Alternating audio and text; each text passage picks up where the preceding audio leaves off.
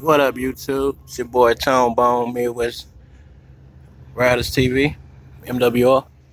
The boy didn't put the duals on this van, man. Got the dual exhaust on here. It's all modified.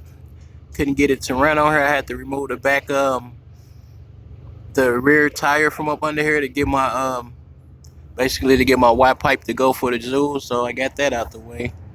And I ran them out the side. This is where they came stock. So continued that. Um, I got a Flowmaster 40 series on here. It's dual output. And I'm riding into the Y pipe into the duals on the back. Let you guys get some sound on it if I can get this camera set up.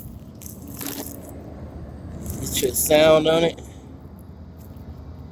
But I don't think I'm gonna be able to do that. So what I'm gonna do, I'm just gonna put the camera down. And hopefully you guys can hear this.